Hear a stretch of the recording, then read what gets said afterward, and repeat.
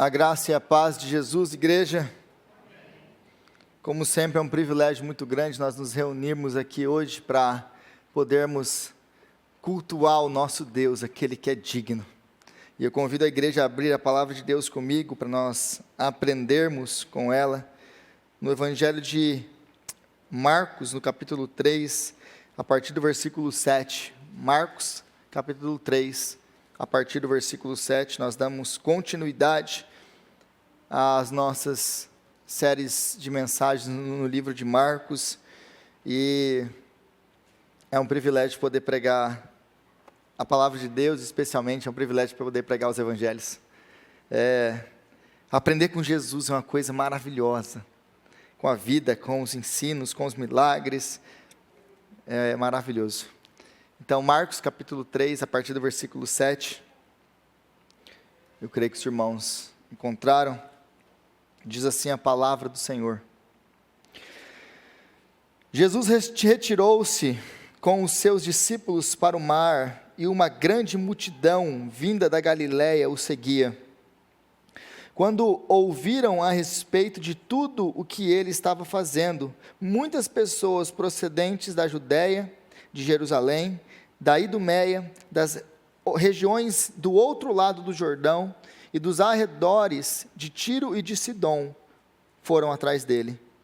Por causa da multidão, ele disse aos discípulos que lhes preparasse um pequeno barco para evitar que o comprimissem, pois ele havia curado a muitos, de modo que os que sofriam de doenças ficavam se empurrando para conseguir tocar nele.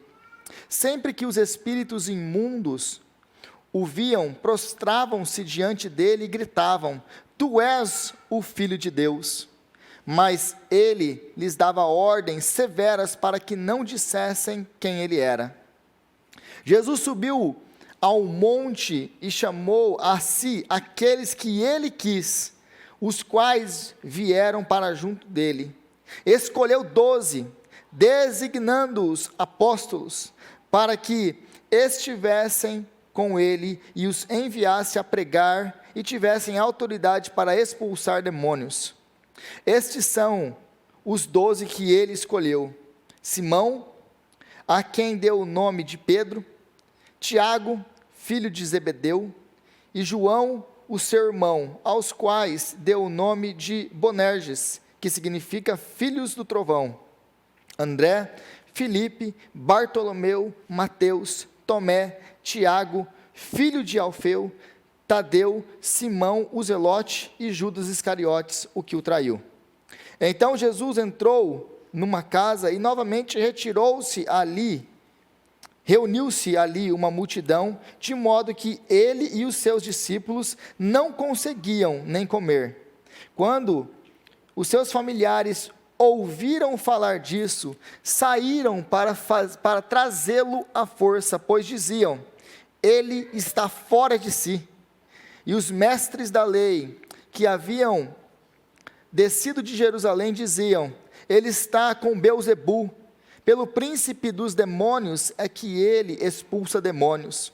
Então Jesus os chamou e lhes falou por parábolas: como pode Satanás expulsar Satanás? Se um reino estiver dividido contra si mesmo, não poderá subsistir. Se uma casa estiver dividida contra si mesma, também não poderá subsistir.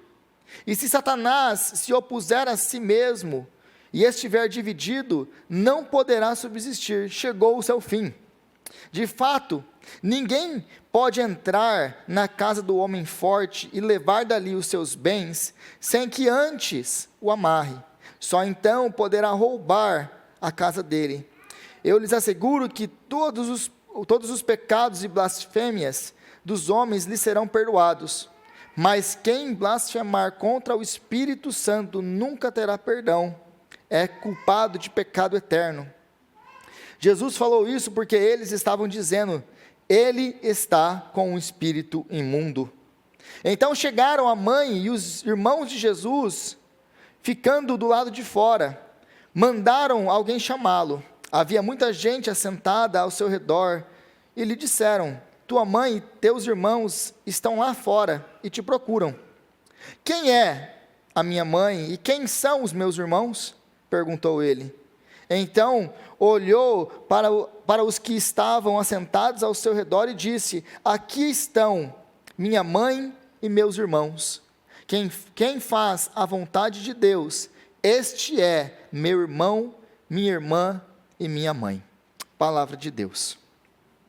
Senhor, nós te louvamos pela sua palavra, que é um tesouro, Senhor, e preciosa demais para as nossas vidas.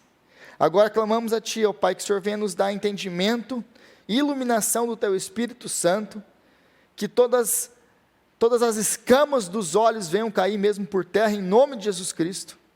Eu oro a Ti, ó Pai, que toda ação de Satanás, ó Pai, que vem para distrair, que vem para tirar a atenção da sua palavra, Pai, que o Senhor venha repreender, ó Deus, Satanás, neste lugar, para que a Tua palavra venha mesmo atingir o objetivo dela, que é transformar vidas, aqui hoje.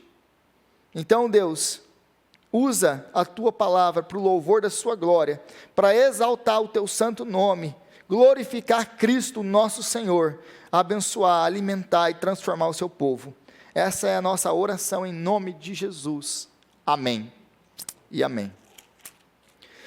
Então, nós continuamos hoje falando no Evangelho de Marcos. Na última semana nós vimos que Jesus é o Senhor do sábado, e tudo o que significava para aquelas pessoas, ele dizer o que é ser o Senhor do sábado. Nós vimos isso com detalhes na última semana. Agora, a partir do versículo 7 do capítulo 3, o que Marcos está fazendo aqui? Marcos ele está fazendo um resumo de todo o ministério de Jesus. Então, a partir do versículo 7 aí, nós temos esse resumo das obras de Jesus. Ele ensinava o povo, ele pregava para o povo, ele fazia milagres. Por causa disso, nós temos o ápice da fama de Jesus, o ápice daquilo que Jesus estava fazendo e tudo que ele estava conquistando e ficando conhecido, da sua popularidade naquele tempo. Então, ele vai mostrar isso para nós aqui, e ele vai mostrar uma coisa que não pode ser perdida de vista para nós, a partir do versículo 7.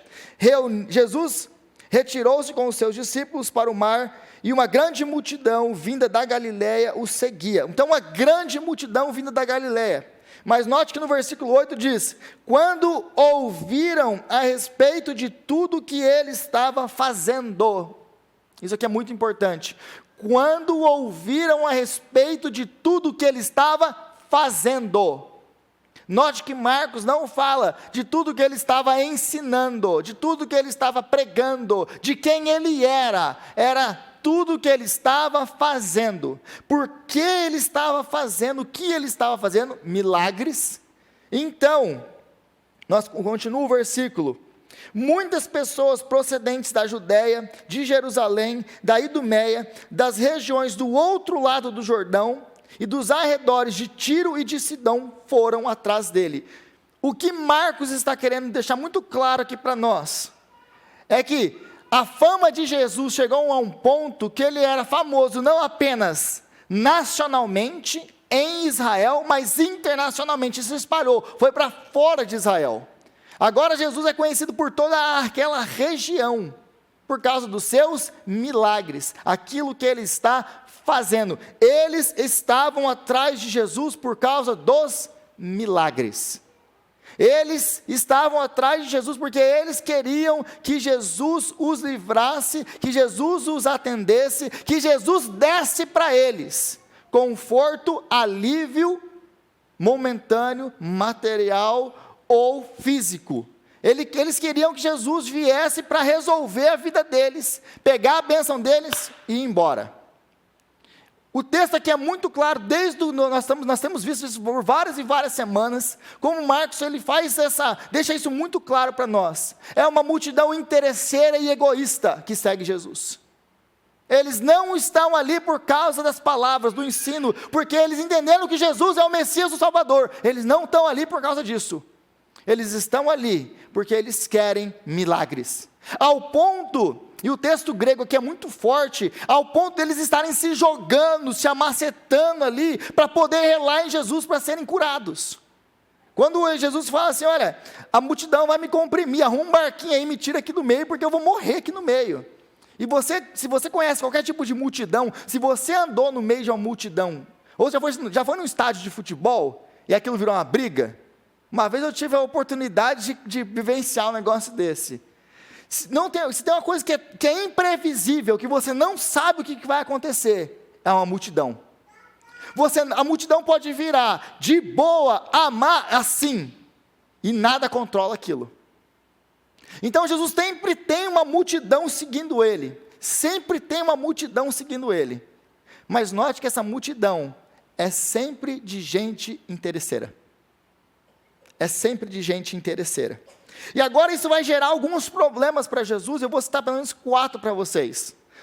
Qual que é o problema da multidão? Qual que é o problema dessa popularidade? Qual que é o problema de tudo isso que está acontecendo? Porque, de novo, aqui Marcos está relatando o ápice da fama de Jesus.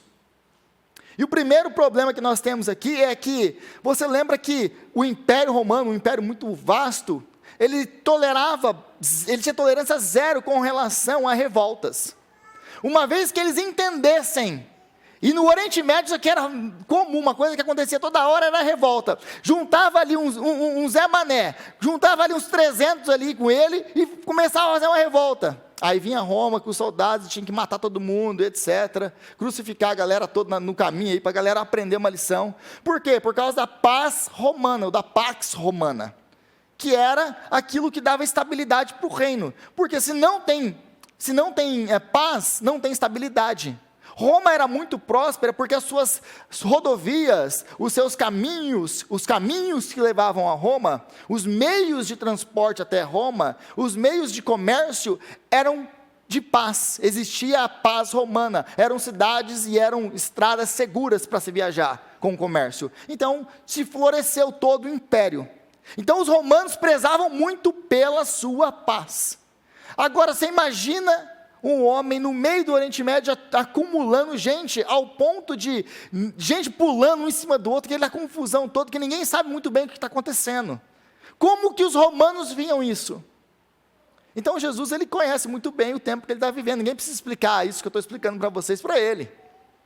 Ele sabe que aquilo ali podia virar entendimento de uma revolta do nada. Então, Roma teria que intervir. E aí, ia dar problema. Agora, o segundo problema dessa popularidade e dessa fama toda de Jesus, é que as multidões apenas dificultavam a vida de Jesus. As multidões elas geravam gasto de energia e tempo desnecessário. Porque em vez de Jesus estar ministrando os seus discípulos, ele estava ali no meio daquela multidão, que consumia seu tempo, que tornava a sua tarefa e o seu trabalho muito mais difícil. Imagina para Jesus se deslocar de um lado para o outro, a dificuldade que era. Eu lembro, no dia que o reverendo Hernandes estava com a gente lá na Betel, em Marlboro, eu cheguei com ele na igreja, no estacionamento da igreja, do estacionamento da igreja ao banco da igreja, quase como aqui, o estacionamento ali fora, o primeiro banco aqui. Eu demorei 45 minutos para conseguir atravessar com ele até chegar no banco. Eu falei assim, gente, o homem não consegue andar. O homem não consegue andar. Aí depois a gente saiu para jantar. Aí a gente está jantando. Enquanto a gente estava jantando no restaurante, as pessoas paravam e vinham tirar foto e pedir, contar história com ele e falar. Eu falei assim, gente, o homem não consegue comer. Eu falei assim, esse negócio de ser conhecido não é um negócio muito bom, não. Então, agora eu estou falando de Hernandes. Agora, você imagina isso agora no 1º século.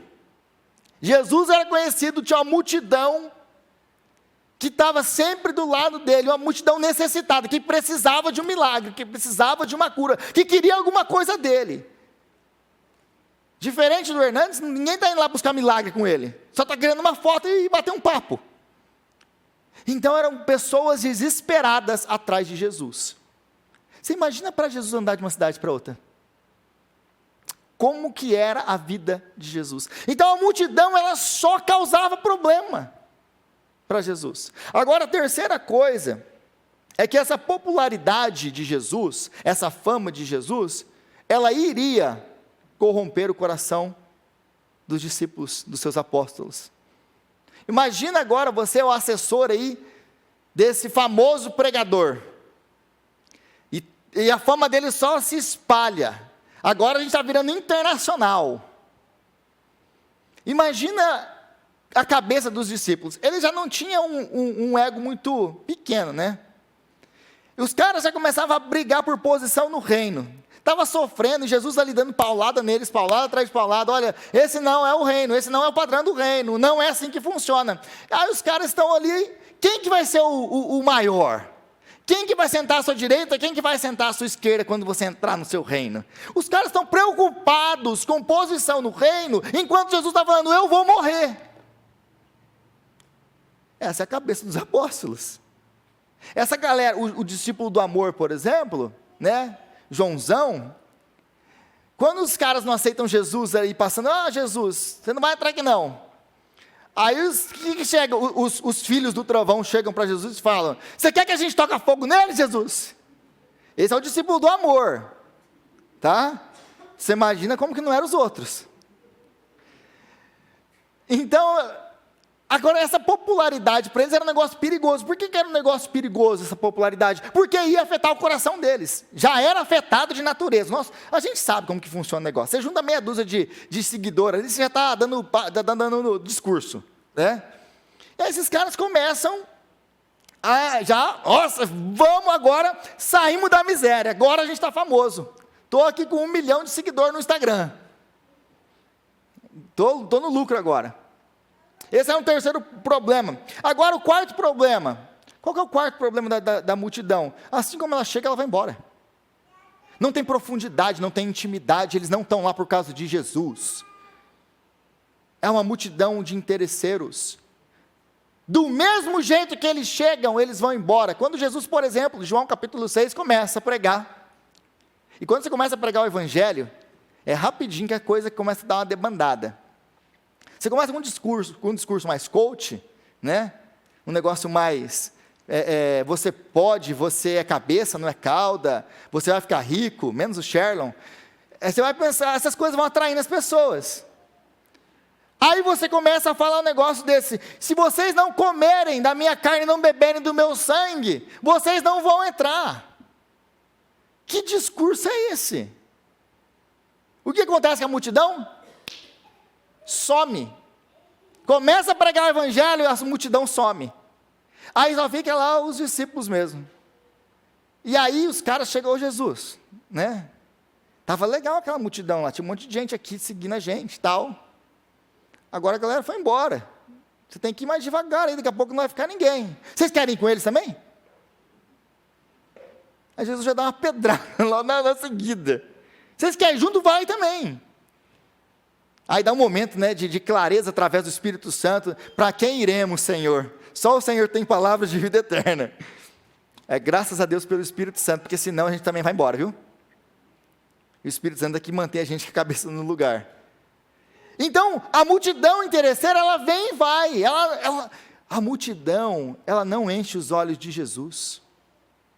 Vou dar um outro exemplo aqui, se vocês me permitem. Você imagina que a gente vai fazer uma festa aqui na igreja, e a gente chama aí um pregadorzão internacional, e bababá, aquele negócio todo que vocês sabem. Aí o cara vem, a igreja está lotada, não tem como entrar naquela porta. Os ladinhos aqui, ó, está tudo cheio.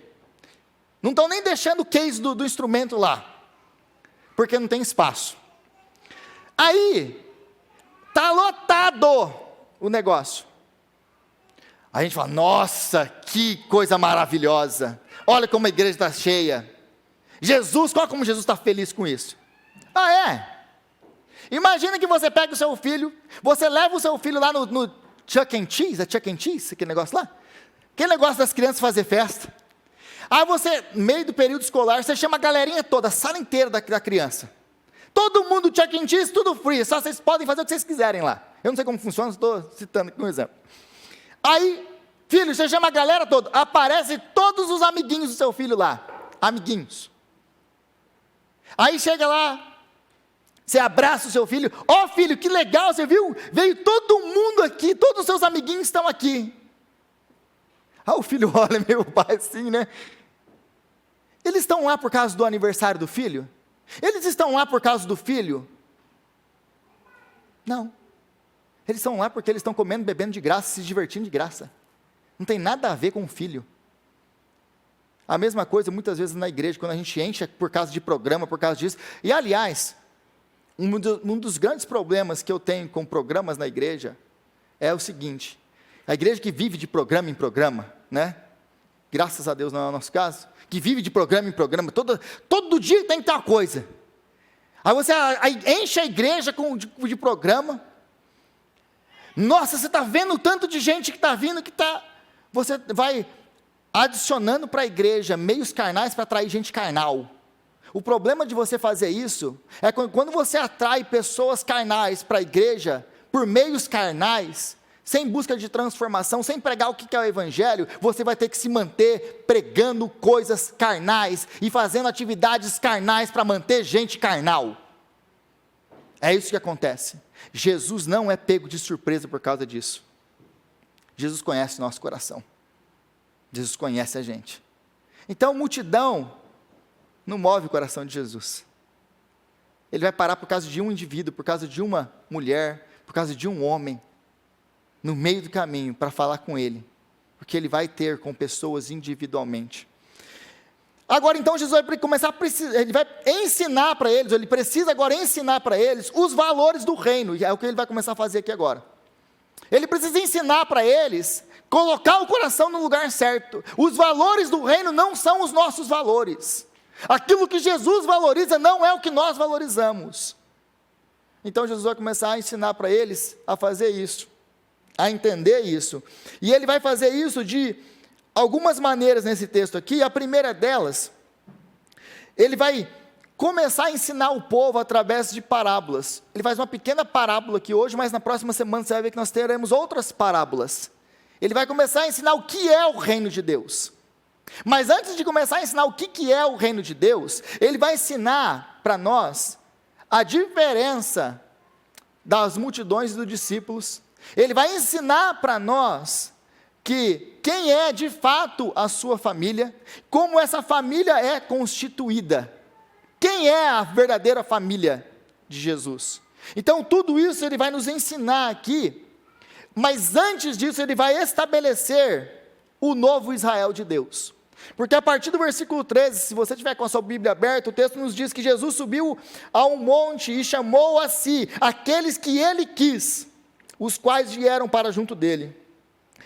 Escolheu 12, designando os apóstolos para que estivessem com ele e os enviasse a pregar, e tivessem autoridade para expulsar demônios. Então, o número aqui é importante. Por que Jesus escolheu 12, não 13, não 14, não 20, não 5? Porque o número aqui é importante.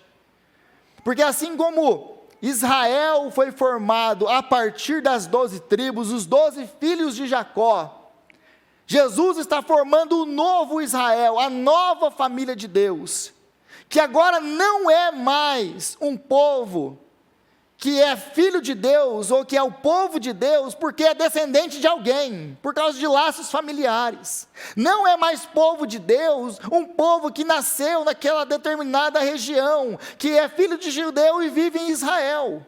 Não está mais agora o povo de Deus apenas num local geográfico específico. Jesus está inaugurando o novo povo de Israel. Esse novo povo não é um povo que está então, que é descendente físico, mas é descendente espiritual. Não é um povo que está no local único, geográfico, determinado. Não é uma nação politicamente organizada.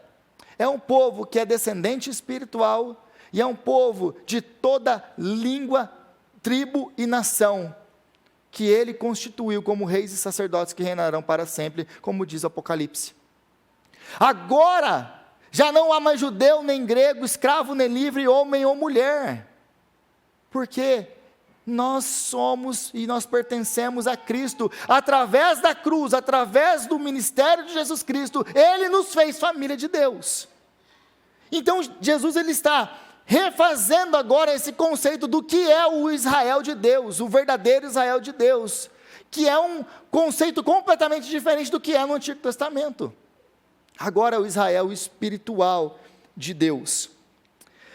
E aí, no chamado dos 12, nós temos aí uma outra distinção que Marcos vai deixar muito claro aqui, que é a diferença entre os discípulos e a multidão.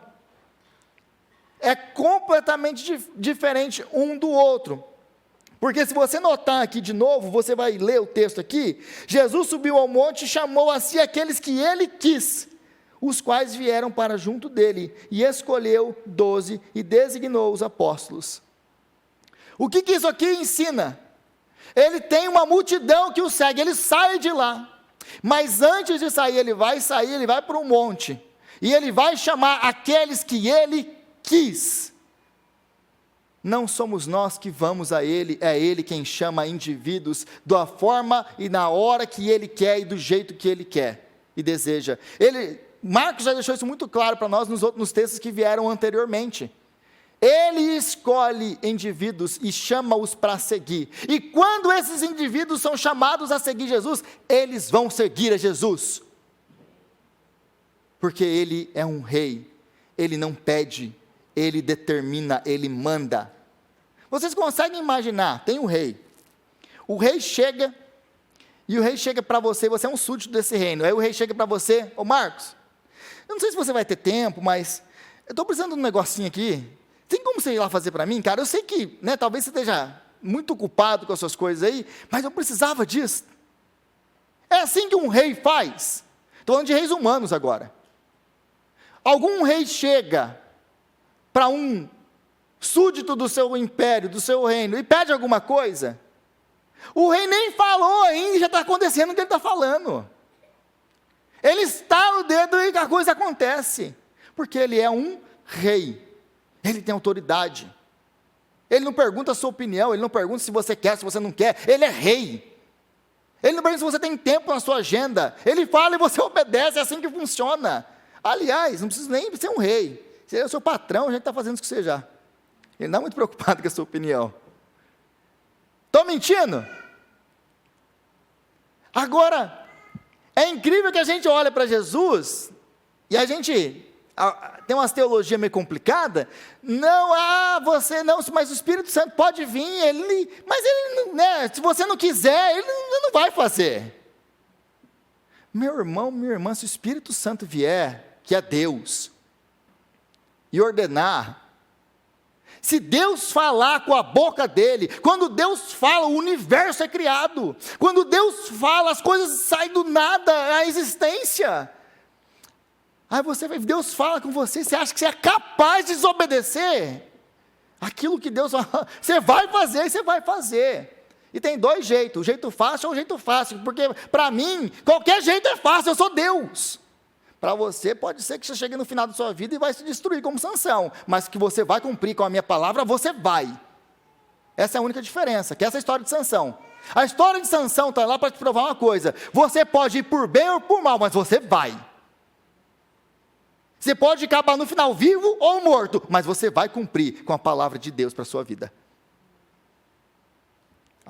Você vai cumprir, porque Ele é o grande rei. Ele não vai pedir a sua opinião. Então, isso aqui é muito claro nesse texto em Marcos. Ele chamou quem ele quis. E quem ele chamou, foi com ele. Você vem e me segue. Alguma pessoa, vocês já encontraram alguma vez na Bíblia, Jesus chamou para seguir, e a pessoa falou assim, ô Jesus, talvez eu vou, mas eu não sei se vai dar tempo. A gente perdeu a noção de quem que é Deus, na nossa geração. A gente perdeu a noção de quem é Deus. Vou falar bem a verdade para vocês, para quem tem uns que tem cachorro aqui, vocês não estão mandando nem no cachorro de vocês. Ah, cachorro, você cala a boca, o cachorro continua latindo. Esse cachorro miserável que não me obedece. Aí você quer determinar as coisas para Deus. Gente, a gente está numa época complicada mesmo. Que teologia. Mas A nosso chamado implica em responsabilidade. Jesus não te chamou para você ficar sentado no banco. Amém, igreja? Amém. Então toma vergonha na cara. Jesus não te chamou para ficar sentado no banco. Porque o que acontece aqui nesse texto, está muito claro aqui, ele chamou os 12, ele não chamou os 12 para ficar sentado no mondinho, vendo Jesus fazer milagre. Olha que legal esse milagre aí, cara, esses caras são criativos, abriu até o teto, quero ver quem vai consertar isso depois. Jesus não chamou você para isso, ele não chamou os apóstolos para isso. Eles foram chamados para se envolver, para arregaçar a manga e trabalhar. Vocês vão pregar o evangelho, e vocês vão entrar, participar da luta, aqueles que se opõem contra o reino. Vocês vão expulsar demônio também. Ah, mas eu não gosto desse negócio de expulsar demônio. O problema é seu. Você foi chamado para isso. Porque talvez nós não estamos lidando no nosso tempo com demônios como aqui eram manifestos, mas nós lutamos contra demônios todo dia ainda, porque eles se manifestam no nosso tempo, na nossa época, de uma outra maneira, mas eles continuam se manifestando, nas teologias, nessa doutrinação nas escolas, e tantas outras coisas, nós fomos chamados para pregar o evangelho. Então você toma vergonha na sua cara, e para de viver como 007 de Deus. Só você sabe que é crente, ninguém mais sabe que você é crente. É o agente secreto de Deus. Eu estou lá no meu trabalho, mas ninguém sabe que eu sou crente. Ah, é? Então você não está fazendo um trabalho muito bom, né? Porque nós somos chamados para ser sal e luz. Do que adianta se o sal não salga e se a luz for escondida debaixo da cama? Não é a minha palavra, não é a minha opinião. Então nós somos chamados para trabalhar. E por que você foi chamar? Mas eu não tenho dom, eu não sou ninguém, eu não tenho nada. Ah, é? Eu vou te mostrar uma coisa muito interessante nesse texto. As pessoas que Jesus escolhe. Porque Jesus escolhe 12 homens, que são pessoas que são desprezadas no seu tempo. Alguns deles, nem o testemunho deles em corte valia, porque eram pescadores, ou eram cobradores de impostos, como nós vimos. Nem o próprio povo deles dava razão para eles ou escutava eles. Se você vai começar uma nova nação, um novo povo, um novo reino, se tem um povo que você não vai escolher, são esses 12 aqui. Aliás, se você quer começar um novo reino, como Jesus começou, se tem um povo que eu não escolheria, é esse povo aqui, me incluindo nele. Vai dar errado.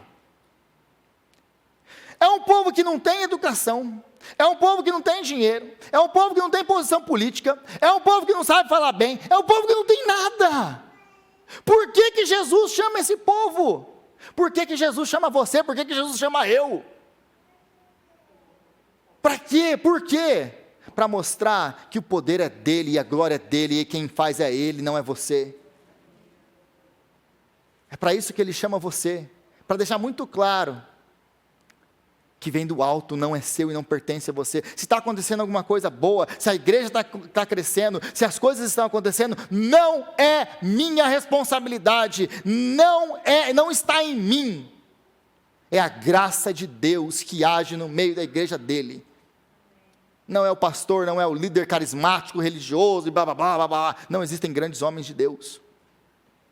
Existem homens como nós, miseráveis, inúteis, que para a glória dele, ele chama, ele capacita e ele usa.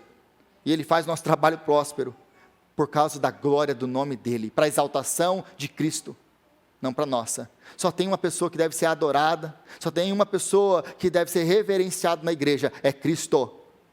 Nenhum homem. Nós não fomos feitos para a adoração somente a Deus. Toda vez que a pessoa começa a se erguer muito, vem a queda. Já perceberam isso? Porque nós não fomos feitos para sermos adorados. E nem a igreja foi feita para adorar pregador, seja ele quem for. Nós adoramos apenas a Cristo. Então são homens comuns como eu e como você que ele quer usar. Então você não tem desculpa para continuar a ficar sentado aí no seu banco, tá? Não vem com esse papo pro meu lado. Não vem com esse papo pro meu lado. Agora, a partir aí do versículo 20, nós temos essa terceira fase aí, que vem então a família de Jesus, e vem os fariseus, ou os mestres da lei, e eles vão ter um veredito com relação a Jesus. Ficou louco a família, ou está endemoniado? Versículo 21. Quando seus familiares ouviram falar disso, ouviram falar do quê? Dos milagres. Lembra que a fama deles se espalhou. Não apenas dos milagres. Lembra que todas as controvérsias contra os fariseus e os mestres da lei, como Jesus está respondendo a galera aqui, não está muito legal. Ele já criou um monte de inimigo também. Que ao mesmo jeito que cresce a popularidade, cresce a inimizade de Jesus. Então eles ouvem falar de tudo que Jesus está fazendo, falando, todos os confrontos, e Jesus está causando problema para eles. Jesus, com as suas ações, com as suas palavras, está trazendo vergonha para a nossa casa, para a nossa família.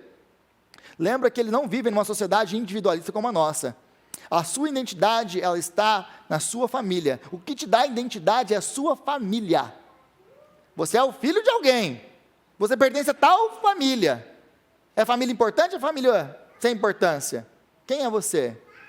Ninguém vive para suas aspirações individuais como é hoje.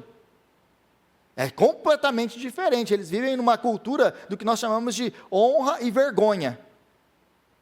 Então eles vivem para a família. Você vive para a família. Agora eles ficam sabendo de tudo que Jesus está fazendo. Eles saem de Nazaré e vão para Cafarnaum. Cerca de 50 quilômetros de viagem.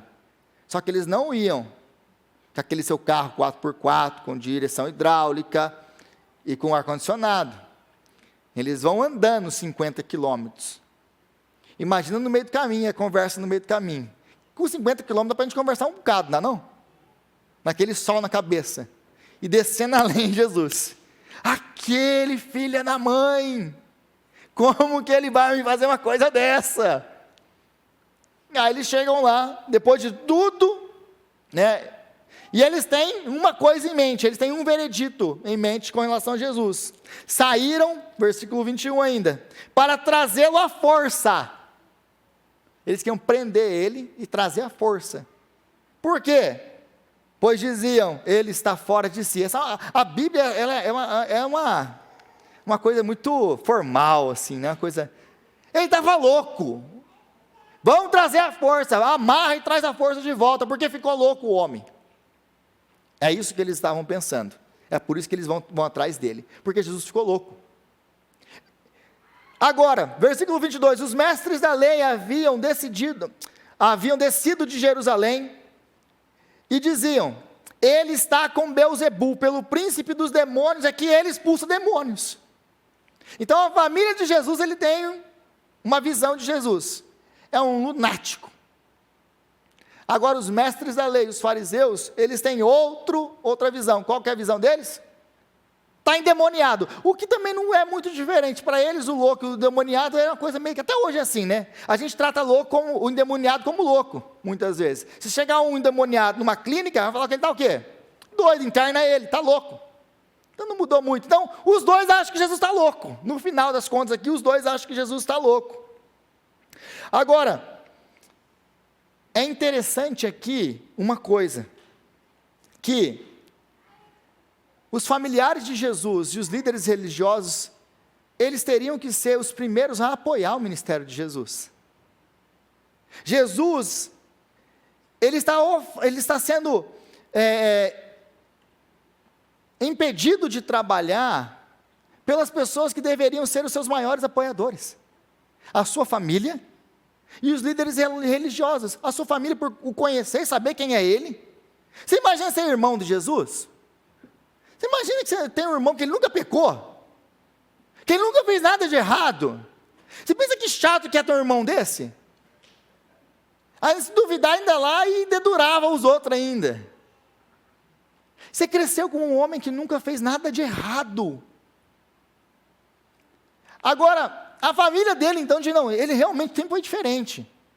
Sem contar Maria, que recebeu as profecias, e etc, etc. Até anjo apareceu lá. Aí os mestres da lei, e os fariseus, e os religiosos, eles conheciam todas as promessas messiânicas.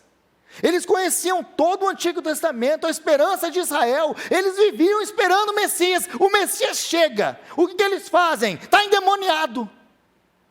Então, os dois grupos que mais deveriam apoiar Jesus são os que mais atrapalham Jesus. É isso que Marcos está querendo deixar muito claro para você aqui.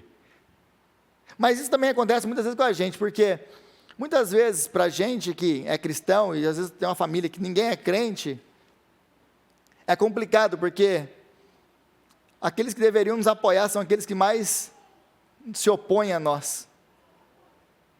E eu sei que muita gente já viveu ou vive isso aqui. Mas Jesus passou por isso, então, meu irmão, não se assusta. Não se assusta, porque até a mãe de Jesus foi atrás dele como louco. Então, continua aguentando aí seu cônjuge, porque uma hora ele cai em si. Continua orando por ele. Mas, a partir disso, desse encontro, ou desse arrazoado que eles têm, dessa conclusão que eles têm com relação a quem é Jesus Cristo, porque a pergunta toda aqui que Marcos está querendo deixar muito claro para você e para mim, que ele vai responder, ele vai continuar respondendo no Evangelho, é quem é Jesus. Ele está fazendo isso de uma maneira implícita. Quem é Jesus? É a pergunta que ele já quer ir colocando na sua cabeça. Quem é esse? Quem é esse? Quem é esse? Isso que ele quer deixar claro para você. Agora, para responder então e começar a falar quem ele é, apesar que os milagres falam quem ele é, ele está fazendo isso, né? Nós vimos isso claramente na última semana. Ele vai usar dois argumentos aqui para combater a acusação que ele está recebendo dos seus próprios familiares e dos mestres da lei. O primeiro deles, ele vai destacar a insensatez do que eles estão dizendo.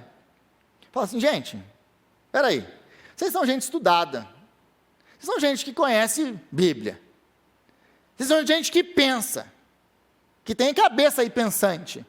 Como que me falam uma besteira dessa? Vamos avaliar o argumento de vocês, de que eu estou endemoniado, que eu estou expulsando o demônio por causa da minha ação com Satanás aí. Eu estou em parceria com Satanás.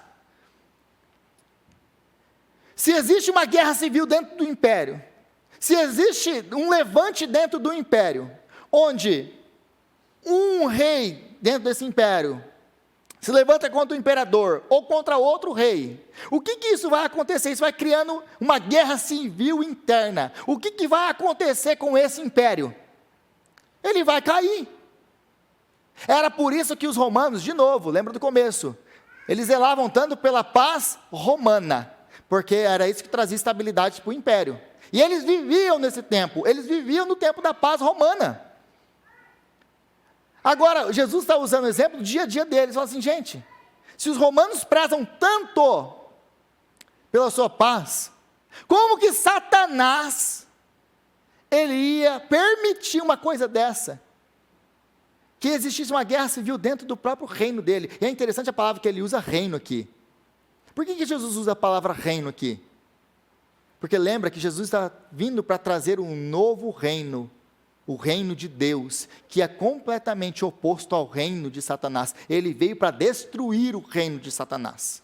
Então, o argumento de vocês aí, a conclusão de que Jesus ele vai chegar, é que, se Satanás ele está se atacando, o reino dele está destruído, acabado. Ninguém precisa fazer nada, ele está se destruindo. Então não faz sentido o argumento de vocês. Vocês não têm um argumento melhor? Aí, ele vai usar uma parábola, que é uma parábola de um versículo apenas, do homem forte. E ele vai falar, olha, ninguém pode, é interessante, versículo 27 de novo. De fato, ninguém pode entrar na casa do homem forte e levar dali os seus bens sem que antes o amarre, só então poderá roubar a casa dele. Então, é interessante que, de fato, para onde que esse de fato ele remete? Ele remete à acusação deles de que ele está expulsando demônios.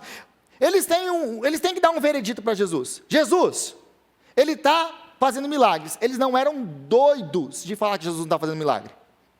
Que ele está fazendo milagre, a gente não tem como falar que não é, não tem como. É indiscutível as provas. Agora a gente tem que arrumar um jeito para falar para ele, falar dele que esse milagre não é válido. Falar que ele não existe ou que ele não faz milagre, não tem como. Então eles vão falar, associa ele com Satanás. Aí Jesus destrói com o argumento deles. Então ele vai falar aqui, de fato, esse de fato está remetindo à questão de que ele realmente, ele expulsa demônios. De fato, o reino de Satanás está sendo destruído, mas não internamente. Ele está sendo destruído externamente, ele está sendo atacado. Por quem? Por mim. Eu sou o homem mais forte do que o homem forte, porque o homem forte, Satanás, ele já foi amarrado. Quando ele foi amarrado? Ele foi amarrado quando ele foi vencido na tentação do deserto. Jesus venceu Satanás, todas as tentações, ele não tem poder sobre Jesus.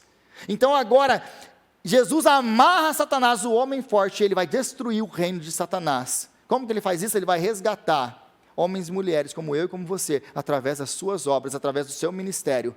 Ele vai roubar de Satanás, porque todos nós anteriormente éramos inimigos de Deus, estávamos indo pelo caminho de perdição, estávamos todos nós condenados, mas Jesus veio para nos restaurar, para nos roubar, para nos saquear do reino das trevas e nos levar para o reino da luz. Então, de fato, ele está sendo destruído, mas eu já o amarrei, sou eu que estou destruindo. Então a conclusão lógica disso é, se eu amarrei o homem, se eu estou causando todo esse problema para o reino de Satanás, como que eu posso estar servindo a ele?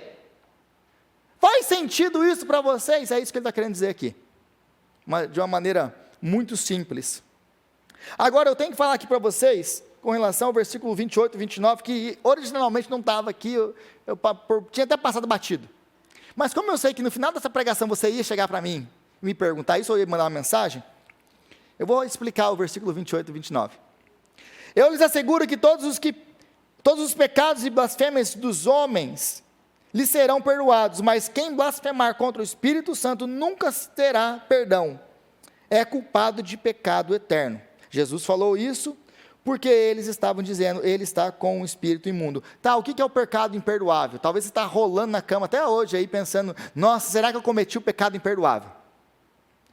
O que é o pecado imperdoável? O texto aqui é muito claro. O que é o pecado imperdoável? Atribuir as obras de Deus a Satanás.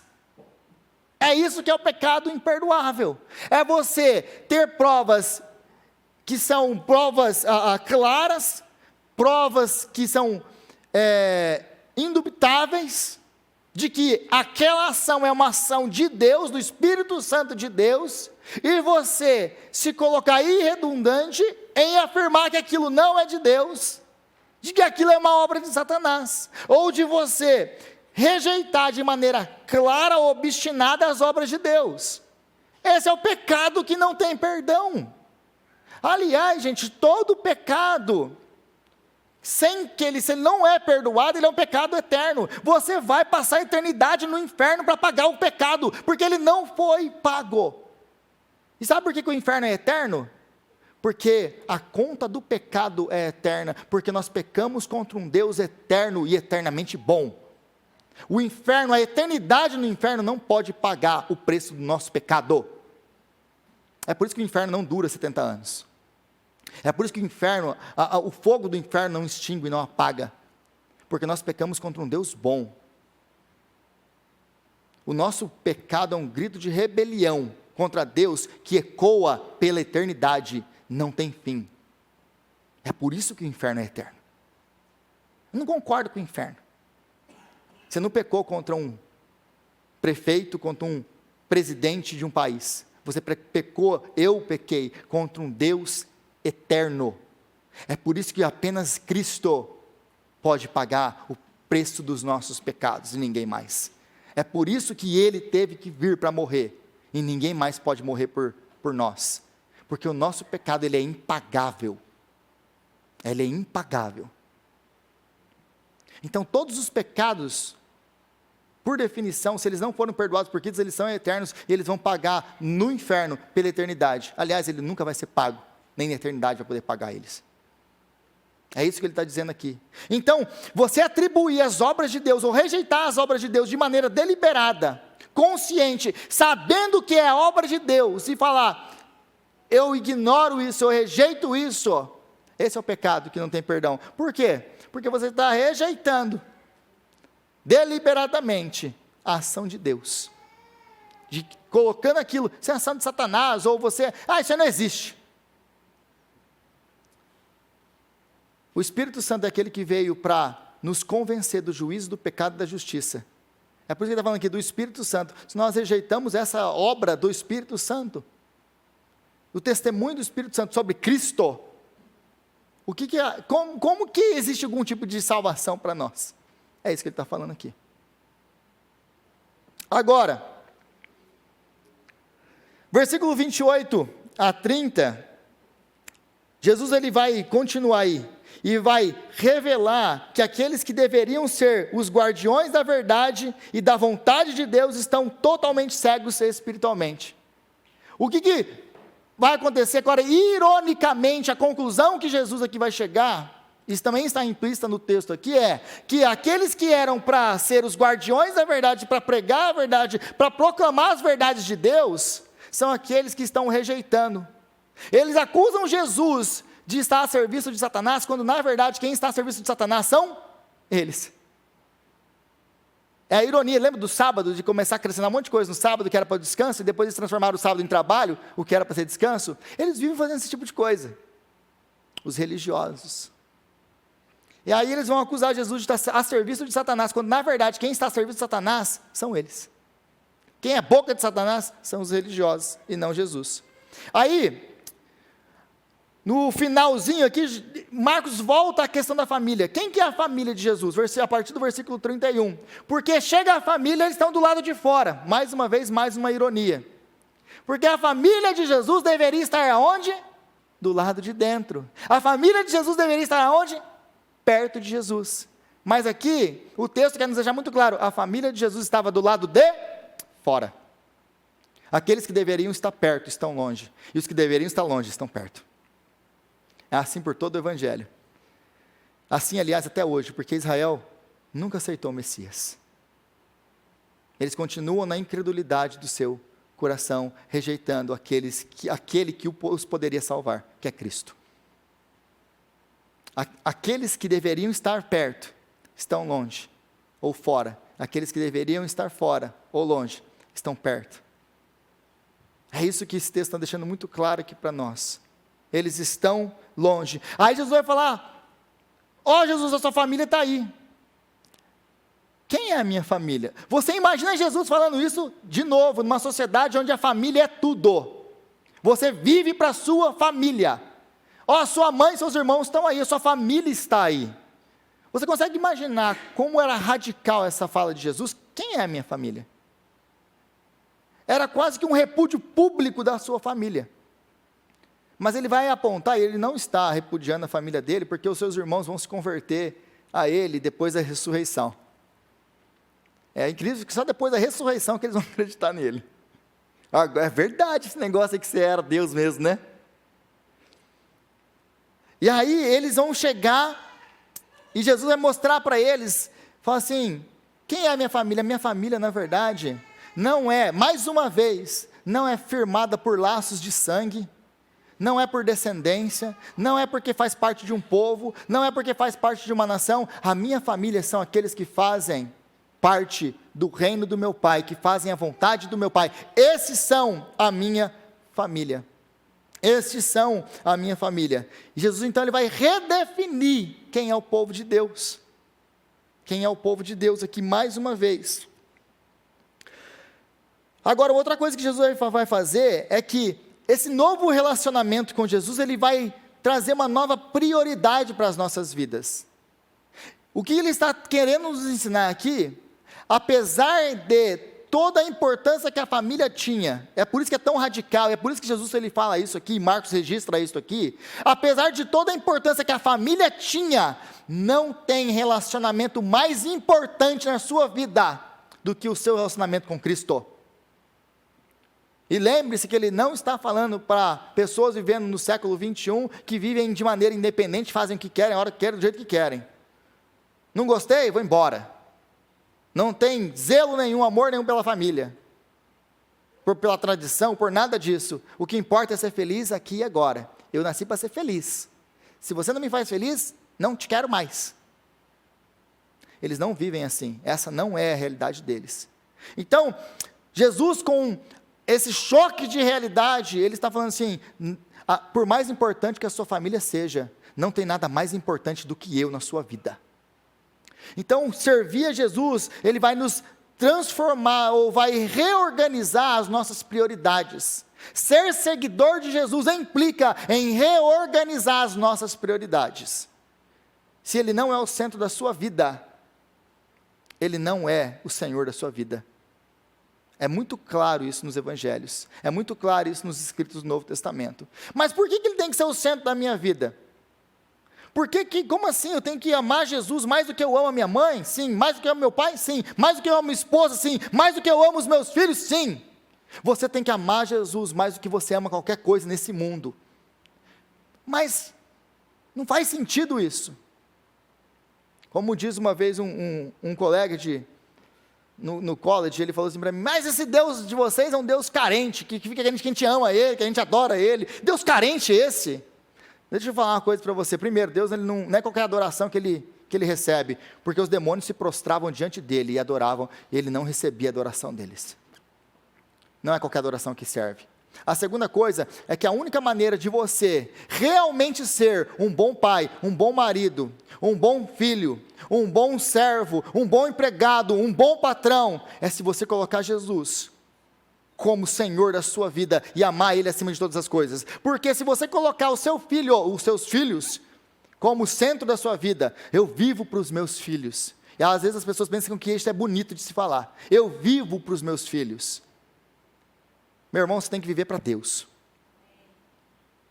Porque se seus filhos forem tirados, eles são os ídolos da sua vida, eu vivo para os meus filhos, isso revela uma idolatria. E seus filhos são tirados por algum motivo, o que vai acontecer com a sua vida? Acabou a sua vida. Eu vivo para o meu marido, eu vivo para minha esposa, e o seu cônjuge é tirado por algum motivo, o que acontece com a sua vida? Acabou. Eu vivo para o meu trabalho, é o que me dá identidade, é o que eu amo o que eu faço. Eu sou aquele que trabalha 24 horas, eu amo aquilo me dá senso de propósito. Aí você cai doente numa cama e você não pode mais trabalhar. O que é a sua vida agora? A única maneira de você responder à vida como o apóstolo Paulo respondia, e dizer, aprendi a estar satisfeito em toda e qualquer circunstância. Aprendi a ter, a não ter, aprendi a passar por todos os tipos de situação na minha vida. A única maneira de você responder isso, se Jesus é o centro da sua vida. Porque todas as outras coisas te podem ser tiradas, mas ninguém pode te tirar Jesus. Porque se Deus nos deu Jesus Cristo, como diz o próprio apóstolo Paulo em Romanos capítulo 8, se Ele nos deu Jesus, não vai dar a Ele todas as outras coisas, e com Jesus, de graça, quem poderá nos separar do amor de Deus que é nosso por meio de Cristo Jesus, o nosso Senhor? Será a fome? Será a nudez? Será a espada? Será o hoje, o amanhã? Serão demônios? Serão potestades? Serão anjos? Será a morte? O que pode nos separar do amor de Deus? Nada pode nos separar do amor de Deus que é nosso por meio de Cristo Jesus, o nosso Senhor. Então, se Jesus Cristo é o centro da sua vida, é por isso que Ele tem que ser a sua prioridade. Se Ele é a prioridade, então você pode enfrentar toda e qualquer circunstância. Se você colocar qualquer outra coisa como prioridade, isso vai ser tirado de você, e você não tem aonde se agarrar. Não tem aonde se agarrar. Jesus é a nossa prioridade. Uma coisa que nós devemos também ter aqui, é cuidado com a nossa familiaridade com Jesus, porque a gente às vezes está tão perto de Jesus, estou andando com Jesus já faz 20 anos, eu sou neto, trineto, tataraneto de presbiteriano, aí a gente se torna tão familiar com Jesus, que a gente chega ao ponto de fazer o que a família dele está fazendo aqui, A gente não entende muito bem o que Jesus faz, porque Jesus ele não se encaixa muito no nosso padrão. Eu não sei se você já viveu isso ainda. Não viveu, você vai viver. Que você esperava que Jesus agisse de uma certa maneira, mas Jesus ele não obedece a sua agenda. É errado? É certo ou é errado isso? Jesus encaixa nos seus planos? Aliás, via de regra, raramente ele encaixa em algum plano nosso. A gente vai ser assim, assim, assim, assado. É assim que acontece? Rapaz, é uma montanha russa o negócio. A gente nunca sabe o que esse Jesus está fazendo. A gente às vezes quer, ô Jesus, espera aí, deixa eu falar um negócio, você está errado nisso aqui. Você ficou doido, Jesus? Toma cuidado com a sua familiaridade com Jesus, para não achar que você está certo e ele está errado e que ele ficou doido, porque muitas vezes é isso que a gente faz com ele. Lembre-se que ele é o Senhor e você não é. Agora, nós precisamos também entender uma última coisa, que casa dividida ela não permanece. Casa dividida não permanece. Uma coisa que Jesus ele vem inaugurar então, ele vem inaugurar o novo Israel de Deus, a nova família de Deus. E dentro dessa nova família, não existe lugar para divisão, para contenda, para fofoca, para atitudes que vão destruir a igreja. E todas essas atitudes vão destruir a igreja. Se nós somos, e somos por causa de Cristo Jesus, família de Deus, na igreja, na família de Deus, não existe lugar para divisão, para fofoca, para intriga e para briga. O lugar, ou o que deve acontecer na igreja, a igreja é lugar de amor, de unidade, de amizade, de cuidado e serviço. Como Jesus disse muito bem, o mundo vai saber que vocês são meus discípulos quando vocês se amarem uns aos outros. Se não tem amor entre nós, nós não estamos testemunhando do amor de Cristo no nosso meio. E se existe no nosso meio fofoca, divisão, intriga, briga, todas essas outras coisas aqui, nós não estamos sendo usados como instrumentos nas mãos de Deus, mas instrumentos nas mãos de Satanás. Se a sua boca é uma boca para causar intriga e briga, você é boca de Satanás e não de Deus. A nossa boca foi feita para abençoar e para atrair pessoas. Agora, concluindo, como que tudo isso aqui pode ser verdade na minha e na sua vida? Porque o texto aqui ele nos ensina várias coisas. Ele nos ensina, por exemplo, que nós fomos curados, nós fomos escolhidos, nós fomos chamados, nós fomos transformados em ministros de Deus. Nós somos vitoriosos sobre as obras de Satanás e transformados em família de Deus. Como que tudo isso aconteceu? Porque Jesus foi ferido, porque Jesus foi rejeitado, porque Jesus foi tido como derrotado, como louco, como endemoniado, tratado como estrangeiro e inimigo de Deus. Por causa do que ele suportou, hoje você e eu somos família e família de Deus em Cristo Jesus, o nosso Senhor. Amém? Senhor, nós te louvamos, ó Deus, pela sua palavra que é santa e verdadeira. E te agradecemos, ó Deus, porque a tua palavra nos confronta, porque a tua palavra nos transforma, porque a tua palavra nos alimenta. E clamamos a ti agora que o Senhor venha mesmo, Pai, em nome de Jesus, nos ajudar a viver a sua palavra. Que o Senhor venha, Pai, em nome de Jesus, nos ajudar a obedecer a sua palavra. Que o Senhor venha, Pai, em nome de Jesus, nos ajudar a reorientar as prioridades da nossa vida, para que a nossa prioridade seja Cristo e Cristo somente. Então todas as outras coisas vão cair no lugar certo. Então, Pai, nos ajuda a viver aquilo que nós aprendemos hoje com a sua palavra. É o que nós oramos, em nome de Jesus, o nosso Senhor. Amém. Amém.